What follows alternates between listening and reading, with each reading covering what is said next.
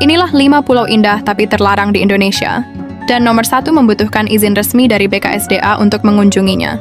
Di posisi kelima ada Pulau Kumala, Kutai Kartanegara.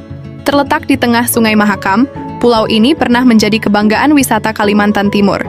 Namun setelah pandemi dan berkurangnya aktivitas wisata, banyak fasilitas yang tidak lagi berfungsi seperti dahulu sehingga suasananya menjadi jauh lebih sepi, seolah mengingatkan bahwa kejayaan pun perlu dirawat agar tetap hidup dalam kenangan. Di posisi keempat ditempati Pulau Ondros, Kepulauan Seribu. Pulau bersejarah ini menyimpan jejak panjang perjalanan masa lalu. Beberapa bagiannya tidak bisa diakses bebas karena merupakan kawasan cagar budaya yang dilindungi, sehingga pengunjung dibatasi agar bangunan bersejarah di dalamnya tidak rusak. Layaknya buku tua yang berharga, setiap sudutnya menyimpan cerita yang perlu dijaga agar sejarahnya tetap bisa dibaca oleh generasi berikutnya. Di urutan ketiga ada Pulau Kembang, Kalimantan Selatan. Pulau kecil di tengah Sungai Barito ini terkenal sebagai habitat monyet ekor panjang dan berbagai satwa lainnya.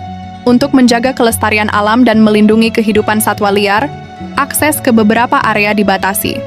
Pengunjung tetap bisa menikmati keindahan pulau ini, tetapi harus mematuhi aturan yang berlaku. Seperti bertamu ke rumah orang, kita bisa menikmati keindahannya, tetapi tetap harus menghormati batas yang ada. Beralih ke posisi kedua ada Pulau Nusa Barong, Jember. Pulau ini merupakan kawasan cagar alam yang tidak bebas dikunjungi masyarakat umum. Akses ke pulau ini dibatasi karena statusnya sebagai kawasan konservasi yang menjadi habitat berbagai satwa dan tumbuhan langka yang harus dilindungi. Ibarat benteng terakhir bagi alam liar, tempat ini menunjukkan bahwa menjaga seringkali lebih penting daripada sekedar menikmati. Dan di posisi pertama, Pulau Sempu, Malang. Pulau ini dikenal karena keindahan alamnya yang luar biasa, mulai dari hutan tropis yang masih asri hingga panorama yang memanjakan mata. Namun karena berstatus cagar alam, akses ke pulau ini sangat dibatasi, dan umumnya hanya diperuntukkan bagi penelitian, pendidikan, dan konservasi.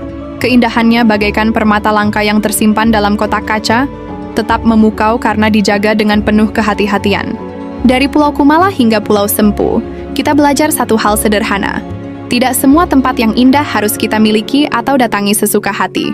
Ada keindahan yang justru tetap mempesona karena dijaga, dihormati, dan dibiarkan tetap alami sebagaimana mestinya.